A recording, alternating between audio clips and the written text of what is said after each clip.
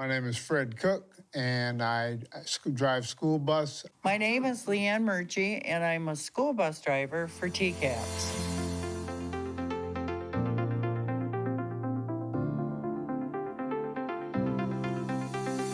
It's been a very wonderful experience.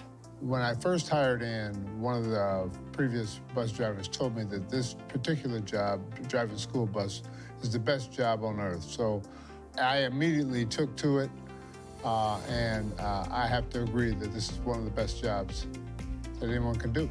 What prompted me in the very beginning, I have a college degree, and she said, "You're in the safest vehicle in the world on the road." So I thought, well, I'm gonna try. Because I would be on the same time schedule as my own children. And when they were off, I was off. When holidays, I was there. So it was the best of both worlds. TCAPS offers jobs elsewhere within the system. Between routes, I used to, for 12, 13 years, I did lunch duty over at East Middle School, and now I paint. They're real good about finding people the hours that they need during the course of the day to make the job great.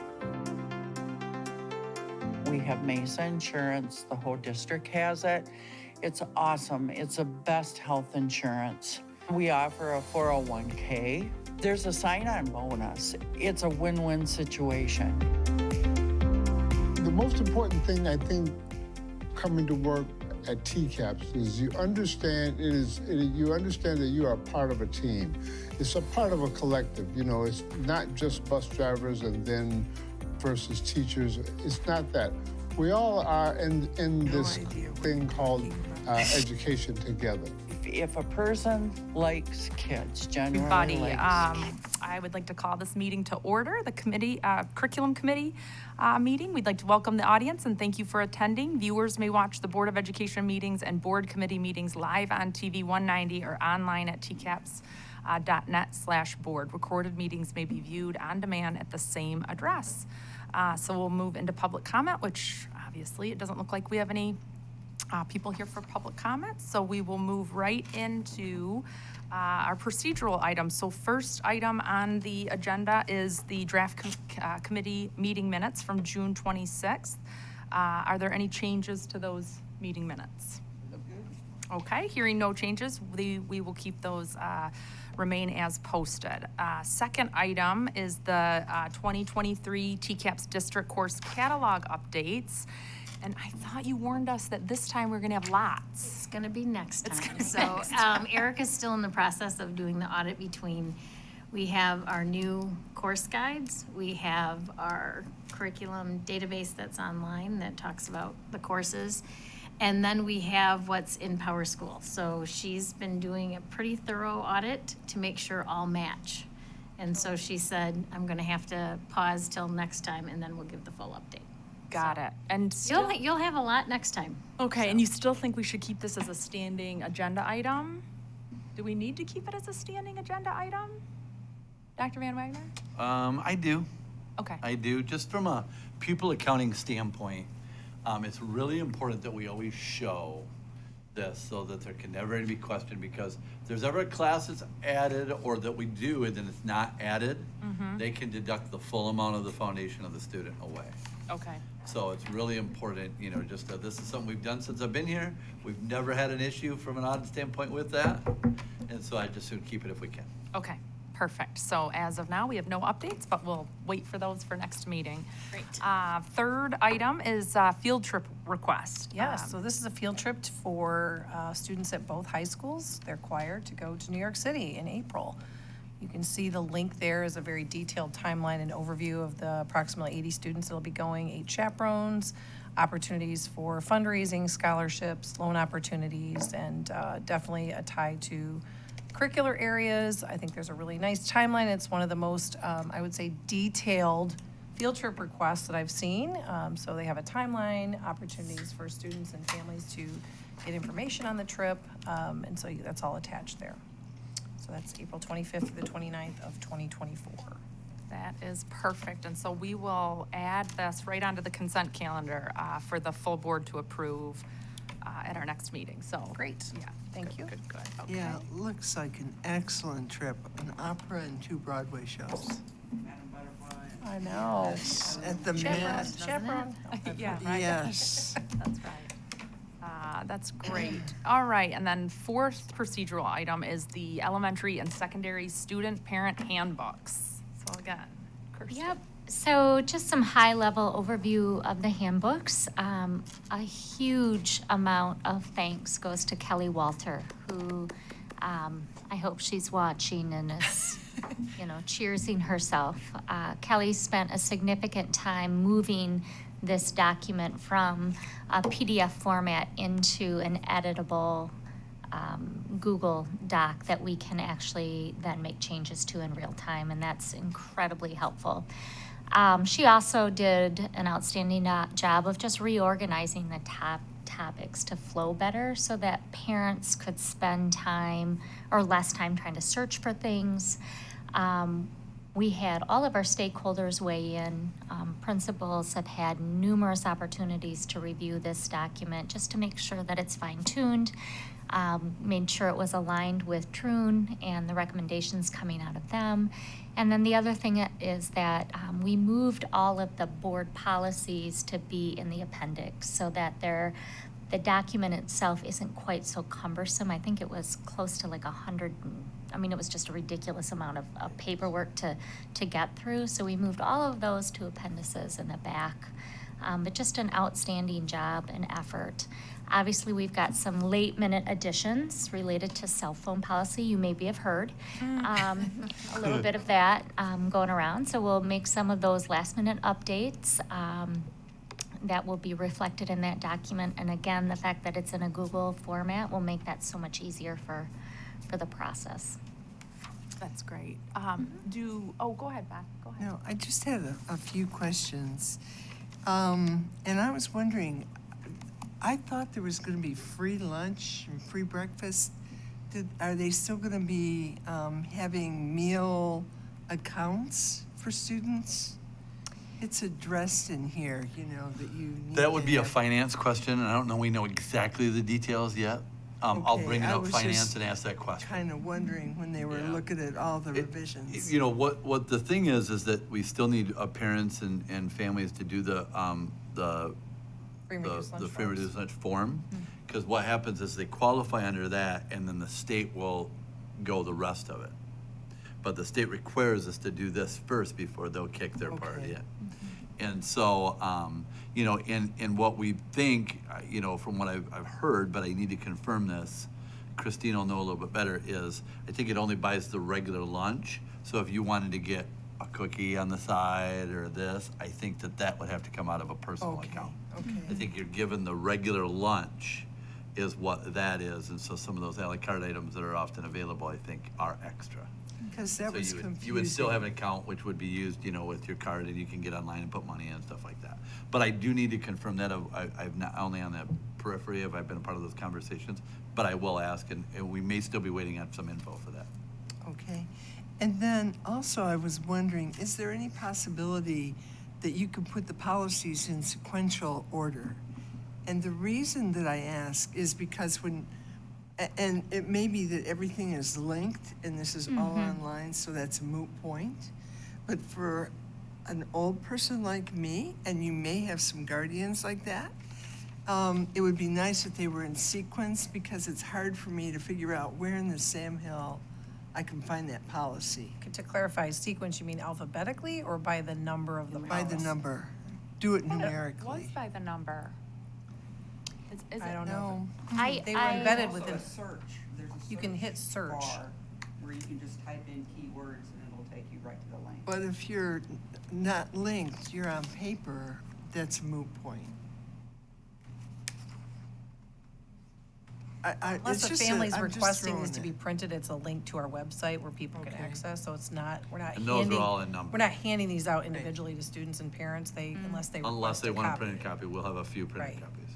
So, Because I was trying to find a 2000 number in the middle of all the 500 numbers, and it was a page If I by remember right, I page think they're search. organized alphabetic, because anti-bullying was the first They're, one. they're I thought it was alpha. organized think by it's in- where they relate in here to a topic. Yeah, I think what it is. have to ask Kelly. I think it's based on the order in which they are appearing Appearing in the In the in the manual, handbook. In the Yeah. handbook. Yeah. Yeah. I exactly. think, in my personal Exactly. opinion, is to parents and stuff, I think they're not used to the numbers and all that. I think they'd rather have it that way. As a parent, I'd rather have it correspond to that manual and those pages and that, to look at it versus the way you're thinking of the way the policies are all numbered.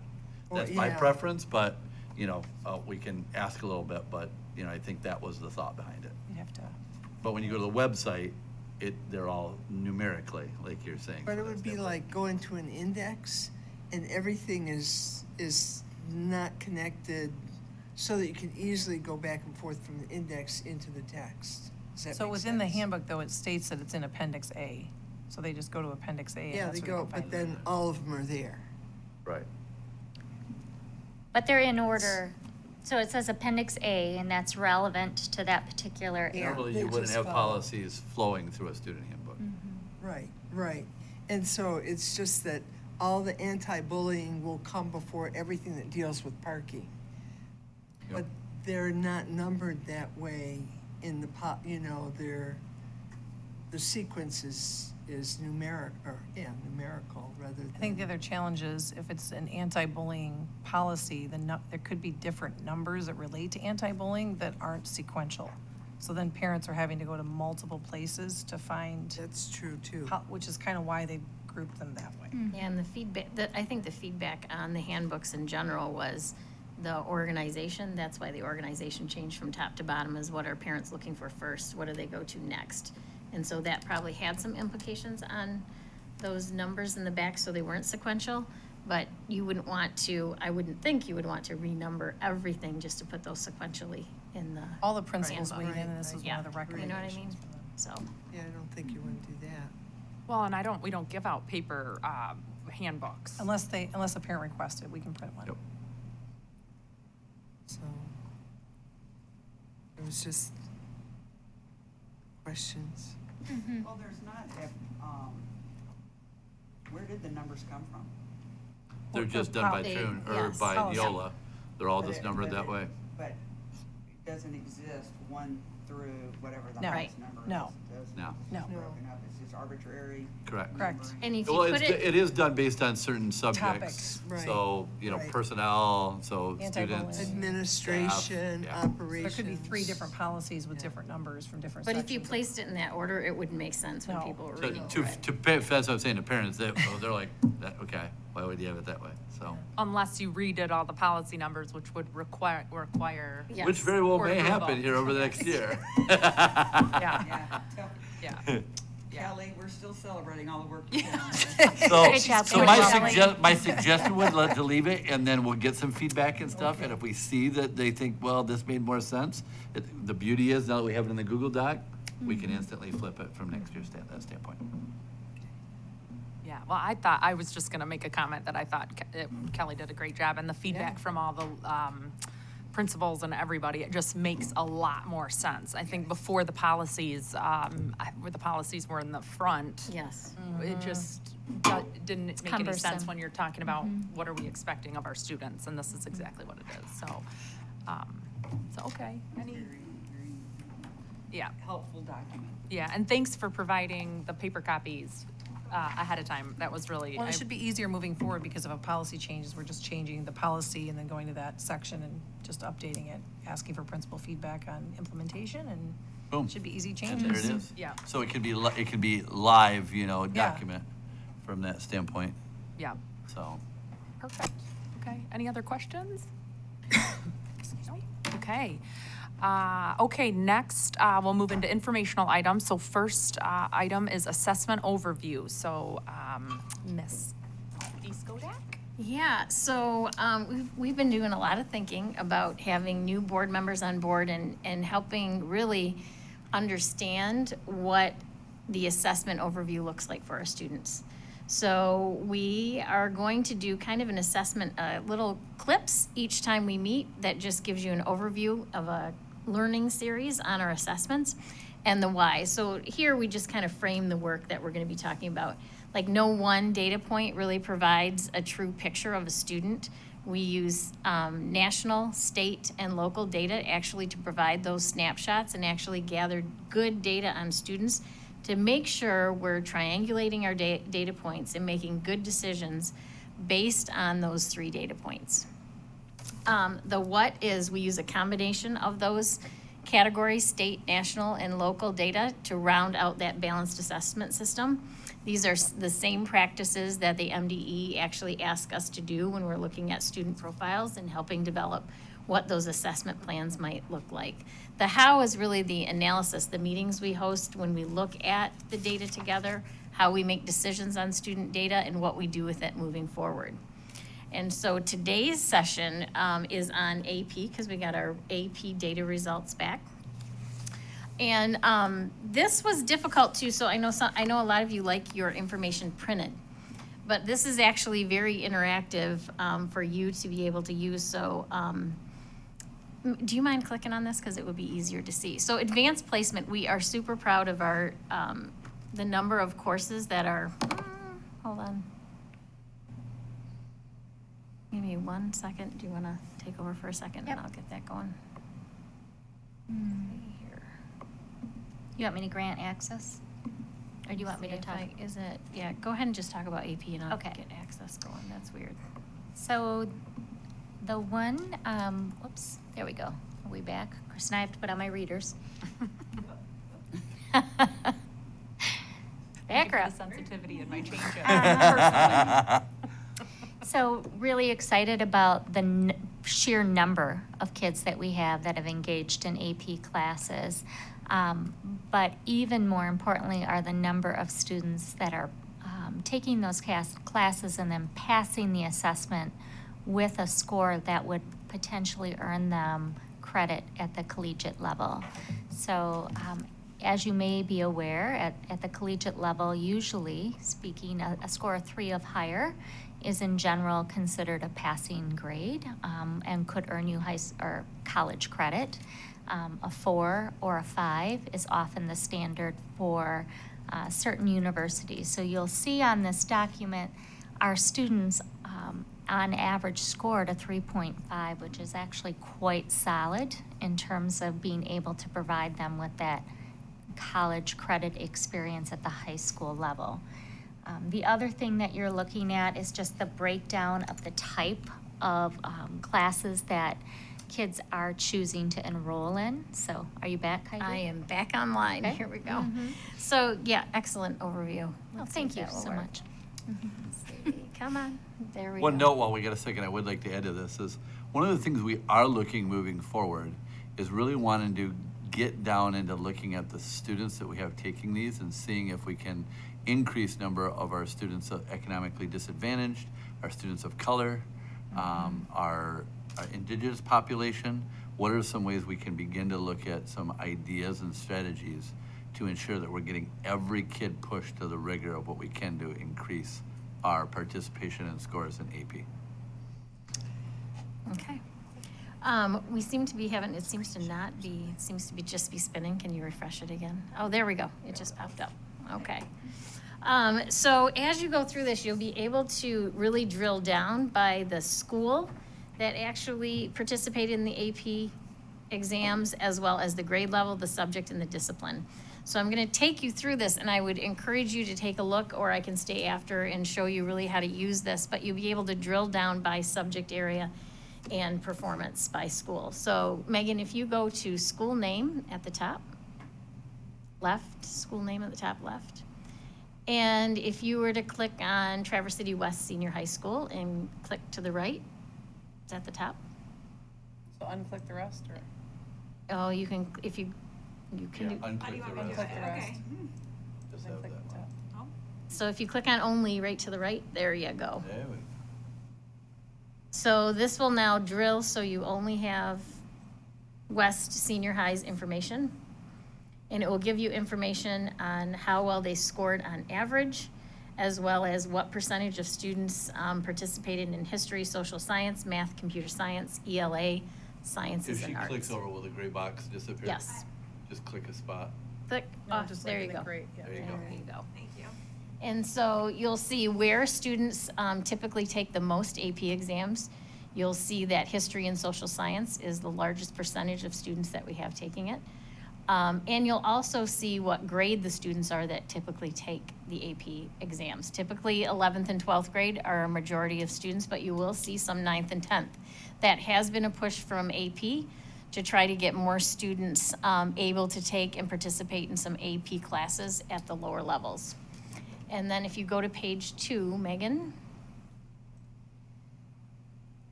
you'll also see the total number of tests that were taken within TCAPS. So we had 1,375 between all our schools in TCAPS, because you'll see some one-offs. You'll see we had a student take a test at West Middle, one at East Middle, and one at Montessori.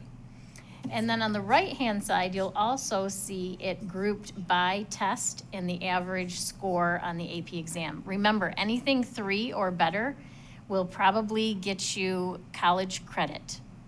So, and then if you go to the last page, the other thing we look at is what percentage of students or how many tests are we taking by year and scores that are 3 or higher. So you'll see this year at Central, 78% of the students that took the test scored a 3 or better. That's a very high percentage rate for our students taking AP, those challenging courses. And if you scroll down, you'll see West Senior High data, and it shows throughout 5-year span of scores 3 or higher on AP.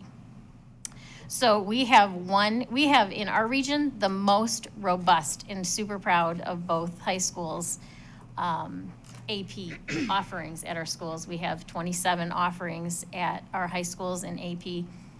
Can't be matched anywhere in our region and rivals what is offered downstate. So as far as AP offerings and opportunity for college credit, huge for our district and for our kids to be able to offer that. On the other side of that, some of the work we're continuing to do is to look at pre-AP. So pre-AP will be something new to the district, and we're just evaluating and looking at how we can offer additional opportunities to those 9th and 10th grade students and at the middle school. What could pre-AP look like at the middle school? So that's kind of the framing of AP. We have lots of great data that shows where students are testing. And I encourage you, and I'll stay after for you if you want to take a look at how you can kind of sift through the data and look at the different subject areas that have taken it. But overall, excellent work by our building teachers and staff. Students really performed very well on the AP exams this year. Is there any way to adjust it to see what 4 and above would be? Yes, I could do Easily, that out in of there, yep. Curiosity. So I can't do it right in here, I'd have to go in and edit, but after I can go in and add that selection choice, and you can click on whether it's 4, 3, 2, or 1 and actually see those as well. We can do that. I got 2 questions. On the screenshot, there's Chantilly High School represented there as part of the pie graph. What was that? Chantilly. That top right, Oh, yeah, purple. it's just been in the template when you That's our newest high school screenshotted it. you don't know about. Do we have a new high school? Chantilly? I didn't really want to tell you, but I think they had. They sing a lot of Elvis Chantilly? there. They had somebody grouped with us when I first started doing this. I think they had a grouping with it, and it wouldn't delete out until they updated it on their Because when system. you click on this, you don't see it. No, but you when wouldn't. the screenshots Yeah, on here. yep. They had an extra school if added. they to do TCAPS. good, if so, we'll keep them. If not, get rid of Let's them. average it in. I don't think so. There's was- hardly I any. can't tell. It had to be some dummy site because there's only one student in it. Okay. Oh, There so, we go. well, So I don't know. I do have one other question. Yeah. And trustees, and maybe even you, John, might have not have time to see Brian Latinga's email to us. He couldn't be here for public comment, but it does bring up, and I don't know who would best be able to answer this question, but do we offer extra credit in the AP classes? We do not, you mean extra credit, you mean as in grade, like higher GPA because it's AP? No, that when you're in, I think his question specifically was when you're taking AP, can you do extra credit to improve your grade In the class? in the class? I have this on the secondary principles agenda. Yeah, don't know. Gotta learn a little bit Yeah. about that. Yeah, Yeah. I'm not sure. Yeah, I mean, the one key part of it is to recognize it doesn't change this. yeah. Right, I mean, it has me- nothing to Yeah. do with that. For me, the proof in the pudding, that's the one thing that I do think is strong about AP is that you have a nationally normed College Board test that there's no way to grade inflate that test. Right. And I can tell you generally, from my experience here, our kids' grades in those courses have often corresponded how well they do in the class. In fact, I'd tell you, if anything, I've seen the grades lower and the tests higher than what the grades have been. But has there been an occasional thing that happened? I think it's a question we need to look at and ask, and we'll investigate that. But have not had the chance with summer. They've been in and out. In fact, I have not even seen Joe and Jesse in the same room, I don't think, since just before school got out. So to have that conversation will be the first time when we have them all back here in August. So. And a part of their practice really is actually breaking down what scores the kids received on those exams and comparing. They not only compare to their grades that they received in class, but just look at those items. Where are the kids needing additional support in those? So they break, after the test, they break down the test to see what next steps might be. One thing that I'm always trying to talk about is like our 27 AP courses that no one in our area can even compete with. And so what does that mean for our kids? And just like you said, those college credit opportunities that are offered to our TCAPS kids versus other kids in and around the area. But one piece that, and maybe I just don't know this, and John, even when you touched on how do we grow to our, our BIPOC community, our Indigenous, how do we get more kids to participate in AP? And I think as a parent, there's just this piece of education there that I don't understand, right? So my daughter's just finished her 10th grade year, and so first time she could take AP. And so learning what does an AP course look like versus a regular, because I don't want to throw her under the bus here, but so she did great in the class, tested okay, right? And so she now is really frustrated that if she would have just taken regular, she would have aced it, and she would get into the University of Michigan's that take a 4. And, and so, but what I'm trying to explain is that the weight of an AP class versus, and I don't think as a parent, it's, how do you find that? How do you understand that? How can you encourage your kids to take AP? And this is what it could mean down the road. Where can we find the information? How do we get the information to our parents? I think it's a good point. I think it's something that, a lot of times in different districts I've been in, we've brought in, for instance, the admission officers from like Michigan State, and even like Notre Dame and others, to have that conversation of what does that mean? Like, am I better off with regular classes and a 4.0, or I took 7 APs and I have a 3.8, or a 3.7, and generally they will, depending on the institution, they will tell you that, and I can tell you U of M has a huge emphasis, and Michigan State I know for sure as well, on the rigor of AP, and that they can measure. That's something they can measure, again, school to school to school versus a grade in a GPA. That is rather still subjective, So, and again, now they don't look at it, but they look at it as a whole package. So one of the things I think we could do is oftentimes their admissions people do visits to districts around, and that's something we could work on, some parent informational sessions on. What does that look like? What is, if you're looking to go to U of M or MSU or CMU or, Grand Valley, what does that look like, and what's the best bet for you, depending on what you want to do and what school, or academic scholarships, those kind of things. So. it's a And point the well idea, yes, for sure. I think that's a great idea. The other thing is thinking about, because you have students that want to take 10 AP classes, right? At some point, it's a diminished return on your investment, and are you building a well-rounded? So like just that balance, because there's also that stress level for students of understanding where that balance is. And every kid is different, right, of what their goals are. But sometimes the pressure becomes a lot to think that you have to take 3 and 4 AP classes in a year. So I think there's a lot to think about when you're considering that, and especially the schools that they want to go to. That information is critical for students, but also recognizing that you don't have to take every class in AP to be considered successful. But college and universities definitely know the rigor of AP. That's a known factor, and they know how the students perform once they go to college. So We'll work on something with that. This is one of the things we would like to do more, is college access and FAFSA forms and some of that with some capacity that we're hoping to be able to have. So it's a well-noted thought. That's about the second time I've heard it in the last 3 weeks.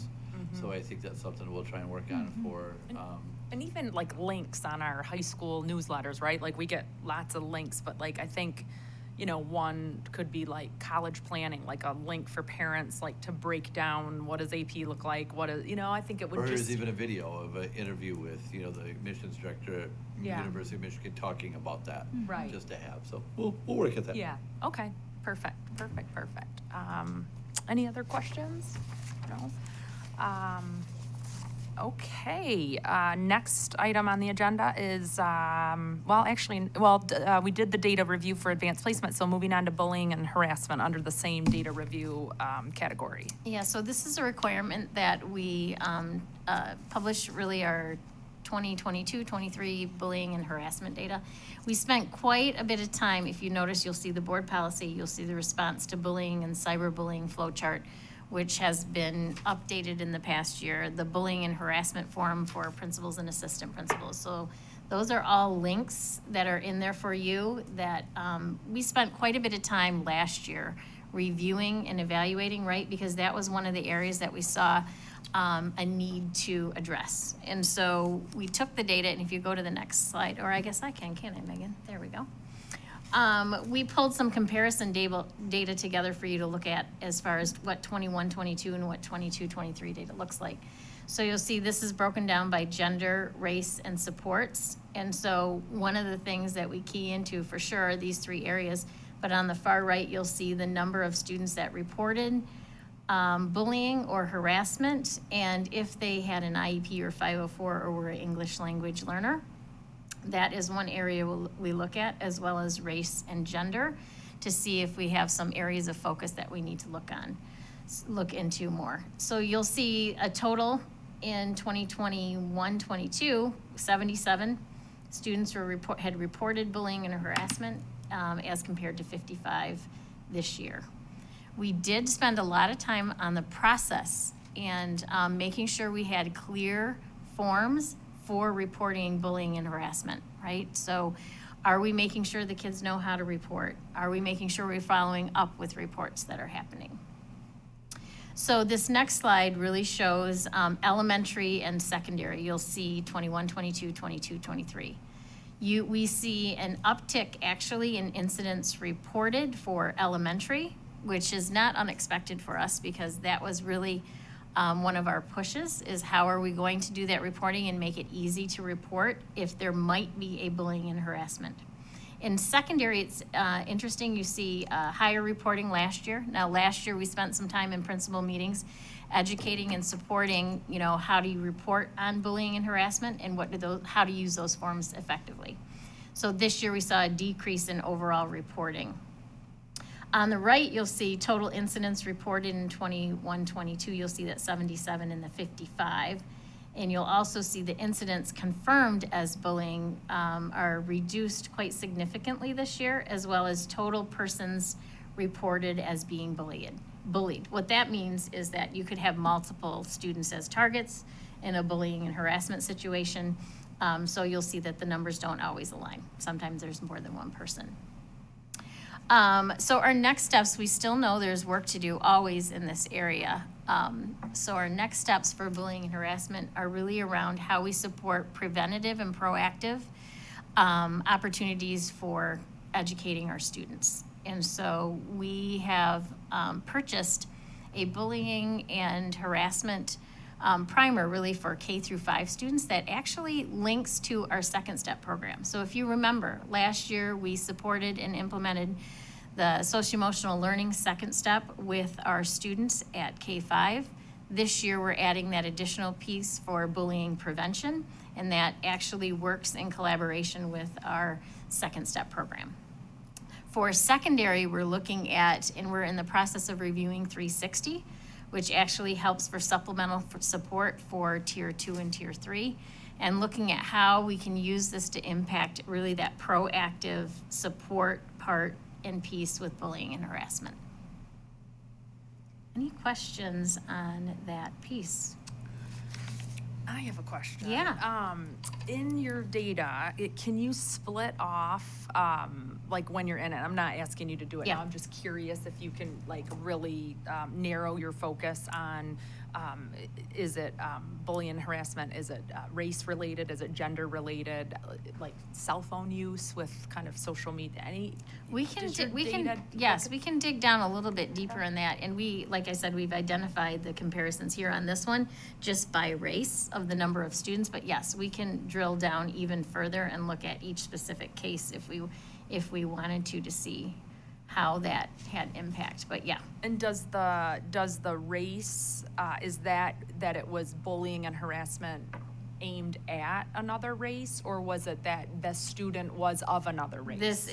the student is of another race. Okay. Yep, that's what Okay. we're reporting here, but yes, you can drill down further than that. Okay. Yeah. That's overall data. Got it. On the first chart, the comparison bullying and harassment, in 2021, in 21-22, there was really zero non-binary harassment infractions, or were we not tracking it? There were zero?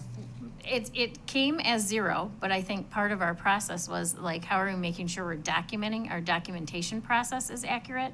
So, I mean, we're guessing that that's the case, so this year we had 2 reported in non-binary. But just to clarify, what you're looking at are people, this is what people are identifying as. So you had no binary students that reported incidents of bullying, right? In 20, Correct. 21, Correct. 22. Yep. 21, 22. Last year, you had 2. Okay. So it's not, again, to your point, Erica, we're not saying that this is what people are identifying as the problem. They're not saying that they're being bullied based on their gender or their status. This is just how they've identified themselves and if they have articulated feeling bullied. Okay. Reporting And an the other incident. may be there, but it would be in a deeper dig Right. into the incident report, what it was and can do, but that's more micro than what this is giving you from that standpoint. Yeah. Yep, this is overall. And I will tell you, we've done I think our tech team has done a bang-up job of aligning all of our stuff for gender identification, all those kind of things, you know, to have that the system has, that wasn't as robust before. So that being clear also is something that, you know, would be identified from that standpoint, you know, if it's in Power School, which all of our parents have access to, all that, you know, from that standpoint. So we could dig down deeper and find out? All right, Yes, great. yep. And then on the suspension and expulsion data chart, what does an in-school suspension look like at the elementary, middle, and high school levels? Well, it can look very differently. So at the high school, it could be like they're going to a room basically to do their in-school suspension, and they're given still school materials to be able to still participate in their educational setting. It's just in a different location. Same thing at middle school. We follow the same at middle school and high school, and then you can probably speak a little bit more to elementary. So I think that what's important about in-school suspension is really any time you are removing that child from access to the classroom for an extended period of time, you would call that an in-school suspension. So that can take, at the elementary level, there's rarely like a specific location that you would send a student. It could be that you're working in the office. It could be that you're gonna work in the library with a parapro support. And you do have to track that in increments of half days. And so when you are removing a student for, again, a period of time, you have to think of that as a half-day increment of time. Our obligation is to continue to provide them the opportunity to have access to support and materials, but they're not doing it in the general context of the classroom. Do we know how our data here compares with other schools our size?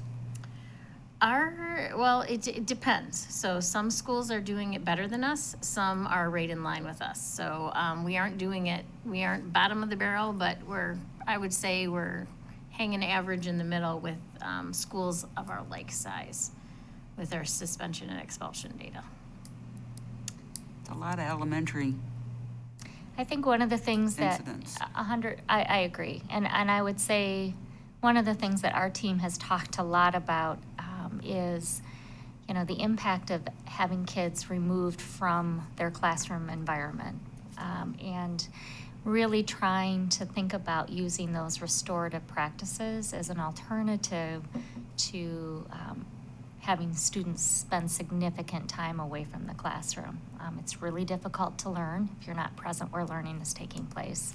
So there's nothing, I think, more significant than that. And we really are always attempting to minimize how much time kids are out, quite honestly, at all levels, but particularly at those formative years where you're building blocks of future learning. So, And whenever you're out, I mean, that 131, I mean, whenever the student is out of the classroom, that's an in-school suspension, right? If it's for a significant amount of time.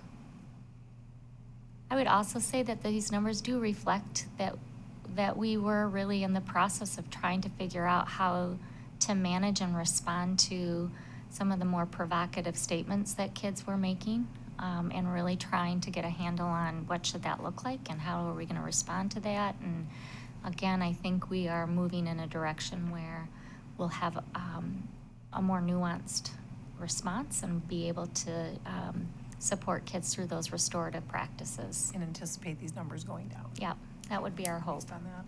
And I know, sorry, Beth, I know you have used the data broken down from different schools to understand where you're going to add more support staff and those kind of things. I mean, we hear teachers say all the time, oh my gosh, I've got such an easy, my elementary school teachers that I know, I have such a great year, or sometimes the opposite of, I have a really challenging year.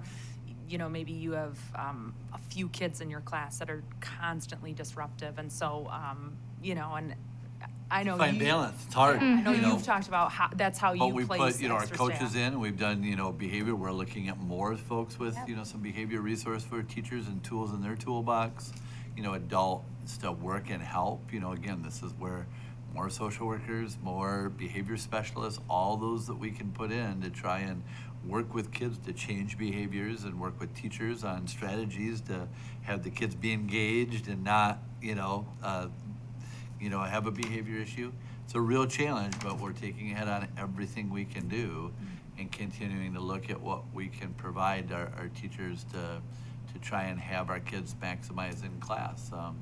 But it is a fine balance, and I can tell you that we've seen, since COVID, we saw significant increased numbers in our elementary schools, and really working at what are the strategies to try and do that. We've, worked on positive behavior intervention supports that every building has universally now, all those things. So a lot of work being put into that and trying to find that balance. Well, that does help explain that total discipline incidence number. Yes. Because, Yes. the more support you get, the more ears and eyes are on the kids, seeing and hearing, and that's not a bad thing. No, and we're just, the hardest part of this equation is finding the people right now. And we're looking every which way we can to think out of the box for different ways of what this group of people with certification can do, what's that one, what are more resources. So, it's one of the key things that we're continually just scratching our heads going, all right, how do we go about trying to work at this to make this better? The numbers on the slide that is the next one over, those are, each one is an instance, correct? Yes, It's not- each one is an instance. Okay. Yep. Do you have anything It that could be- shows the actual number of kids? Yes, we can that drill are down and see added? the number of And to kids. see, because with the instances, if your total enrollment is a little under 9,000, and you have 1,000, over 1,000, what was it, suspensions, Yes, and you have to keep in mind That's- too that, in-school suspension could be more than one day, right? These are each time yeah, that it's so tracked. getting a Yep. feeling for actually how big a problem this is a little bit difficult. Yes. Looking at the slide. The second thing is you track more things than just the typical demographic, correct?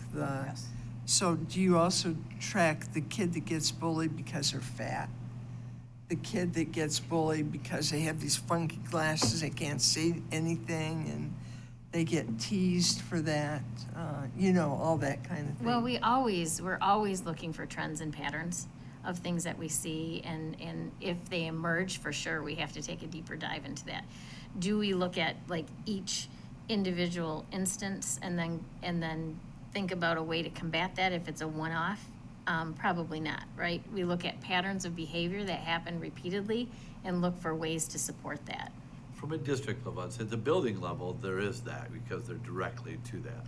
I Right. don't know that to a It's the point, kid. we do categorize things in Power School based on what it is, general categories. You can't get so micro, there's so differences, but we do have some specific categories that would say, for instance, if, I'm just trying to think like Power School code. wouldn't it say- Protected Major Yeah. versus minor, Major protected versus class. minor, Yeah. incident, so we can look at, that, and we do have some aggregate to that point, but probably not quite to the level you're looking at from a. Yeah. We would have Our to go through systems and look don't at quite each allow that. Individual of those Yeah. individual. Which happens generally more at a building level, because they're directly Yeah, there. yeah. Because there's some kids, that, what is it, it's like Pigpen or something in Peanuts? That it's just a personality type in that kid, or Charlie Brown. I mean, those kids have it rough, and it's almost like trying to identify some of these kids that you have to kind of Well, protect and I think what you're before the speaking to, incident happens. I think what you're speaking to maybe is, do we look at if a student is repeatedly showing up or saying that they're being bullied and harassed, right? So then, doesn't matter what the instance is, but if that same student keeps showing up, then we look at what is happening, how can we help, what are our next steps, for sure, right? Right. Patterns, behaviors, things that we And see. each of those individual instances is being recorded. You just would have to go in the fine details of Power School, and it would list what happened. Yeah. We have it, but like I say, to generally disaggregate that across the whole district into narrow themes, not as much. I'm fairly certain that at the district level, we have to report out on what our protected class is. So anything that's related Correct. to a Yep. protected class would be noted at a district level. Beyond that, the kid wearing glasses, the kid that's not athletic. One thing that, Different religion. correct, Different, although that would be a That would be a protected protected class. class. That would. Religion would fall under that. Those non-protected class things that say that they Mhm. don't get, at a district level, our system doesn't have themes that micro. The other thing I would say to keep in mind, Beth, is that it's often never as clear as, the after-school special of the bully takes the lunch money. These are often relationships that are reciprocal, and the bullyee and the bullier are flip-flopping with one another throughout the course of sometimes a day. And so one of the things I look at is really that idea of confirmed versus reported. So confirmed would be, an adult has looked into this and we've decided it has met the threshold. There's it's a That's good. repetitive, yeah, right? So I think that's also a really important thing to keep in mind But is.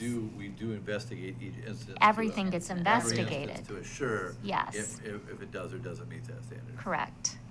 So some of what you're seeing is just reported, and then some of what you're seeing is actually what's been reported and then been investigated.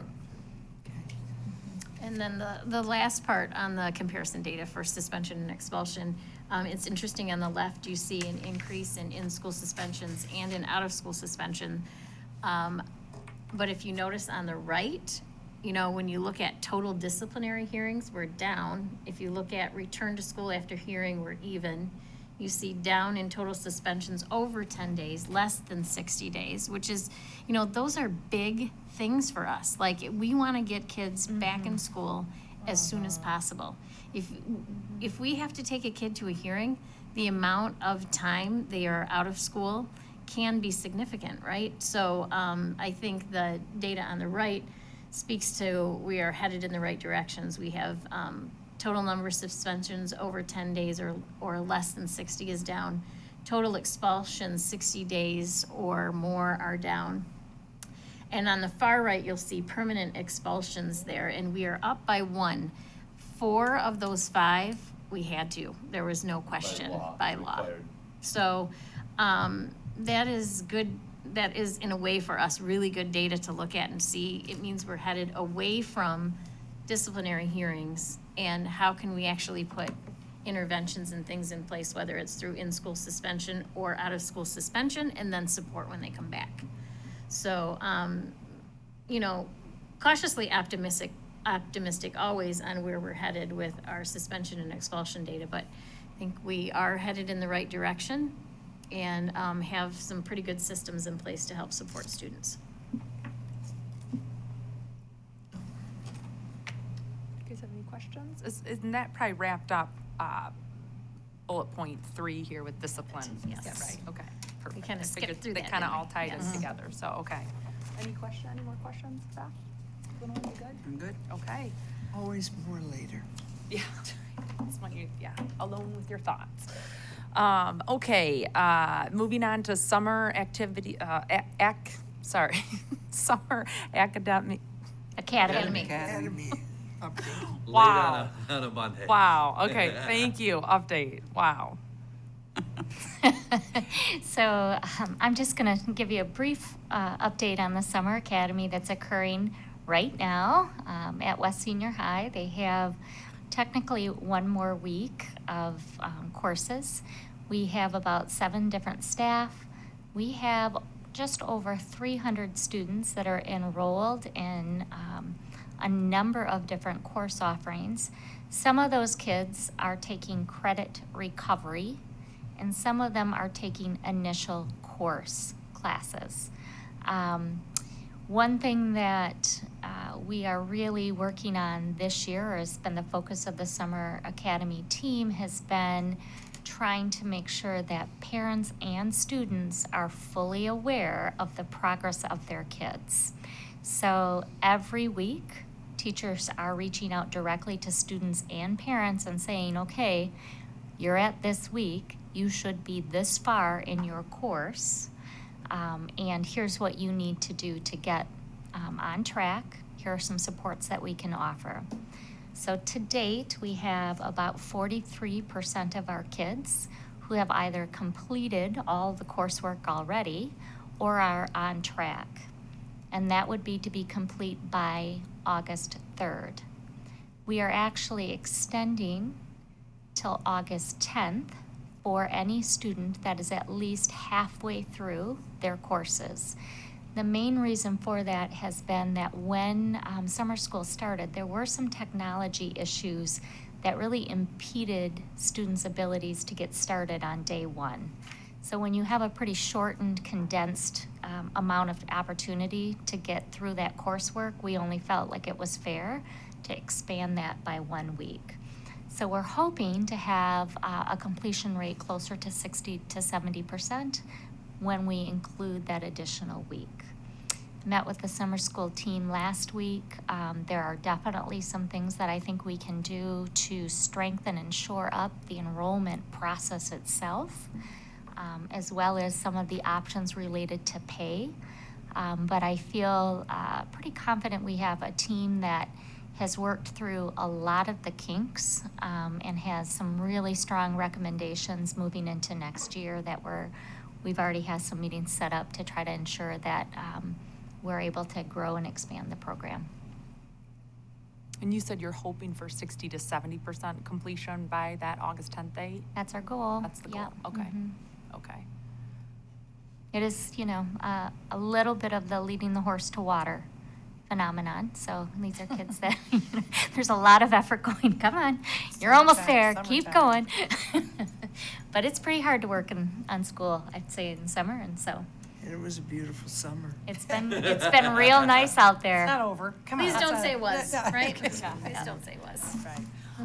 And when we were with Joe Esper, he was saying this is the first time it's been back at West for a while, and how, I mean, he said it's been great. He said it's been really, really great. Facility-wise, it's just, it's a little bit easier of it just to have a certain area and not, construction or cleaning going on in so many halls, and Central is just so much more spread out in a lot of ways that it finds itself a little bit easier to manage for kids coming in and out and as a building. So good from all indications from that standpoint. Because it was at Central, is that right? Correct. Okay.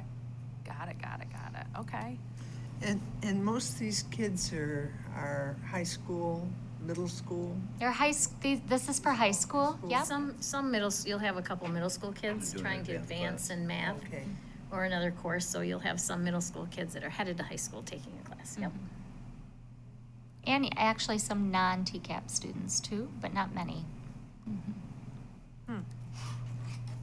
Okay, good.